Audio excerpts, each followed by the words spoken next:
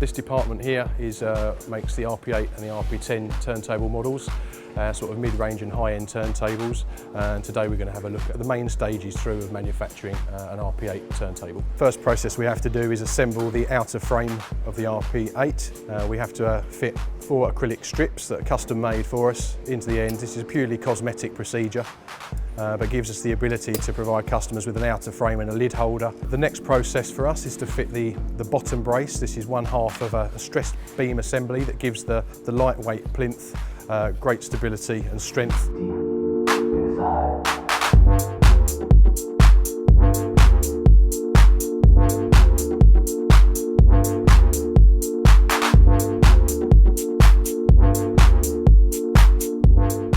These turntables have actually 2 sets of feet, an inner foot and an outer foot, as you'll see a little bit later on.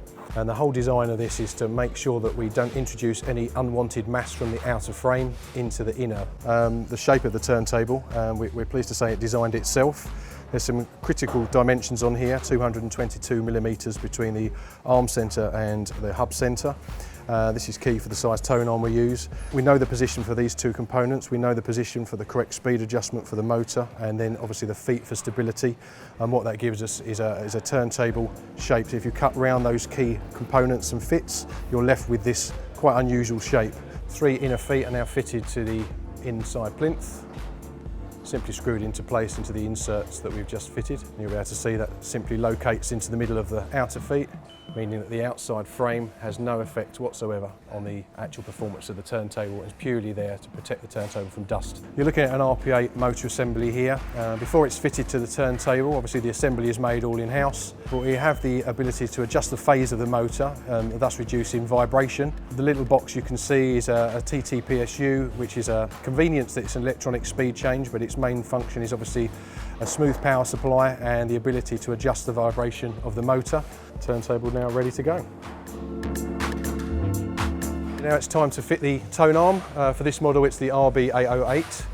It uses Rega's custom-made aluminium tone arm tube. Single piece construction, very lightweight, very rigid and perfectly designed for this style of turntable. Rega's main philosophy with tone arm design, it's very important to have zero play in the bearings. A tone arm that can move this end obviously is going to add coloration to the actual playback of vinyl.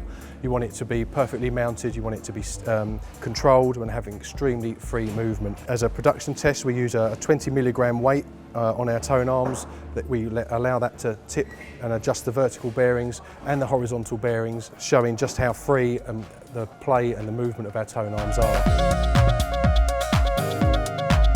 We'll just have a brief look at our moving coil assembly. A painstaking process, it takes a lot of patience and a lot of skill. It's not something everyone can do. We're winding with a 0.018mm wire. It's incredibly fine.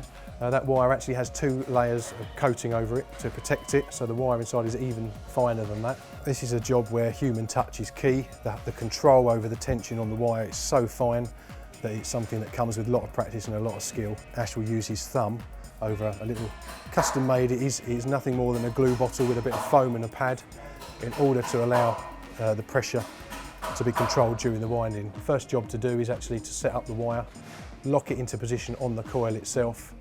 Very small amount of cyanoacrylate is used just to seal the start point of the coil, just to stop it unravelling during the wind. You see with the wire this fine, it's very difficult to identify which one's left and right channel, so we have to paint each tail with a colour to identify at this point. And the winding begins. So 1 set of coils is the left channel, and then the whole assembly has to come out of the jig, be rotated, and we repeat the process to do the second channel. That's a finished cartridge without its coil. So you have a very high powered neodymium magnet. The coil assembly that you've just seen wound is fitted in reverse through the back of the pivot pad, and then the only adjustment we actually have is the position of this magnet, its position to the moving coil itself. So the build process has to be perfect all the way through.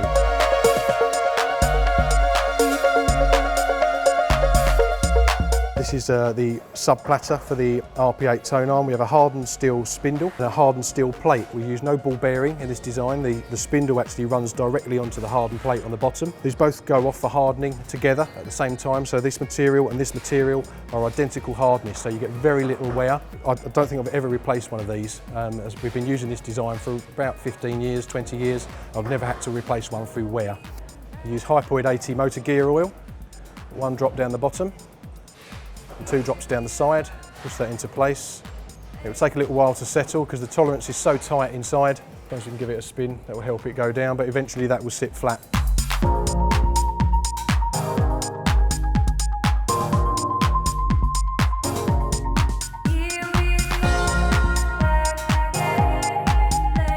If you've got good eyes, you'll be able to see there's 3,500 lines printed on here. And we use an LED reading system. It reads the rotational speed of that disc to 2 decimal places, and it's extremely accurate.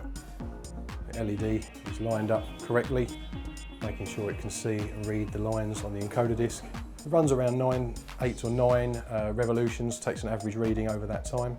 And hopefully in a second the box will show a green screen and a pass, which it does. This is the float glass platter for the RP8. Almost impossible to construct. If you speak to most glass manufacturers, you're asking them to produce almost 0 tolerance on 3 rings of glass and then stick it together invisibly.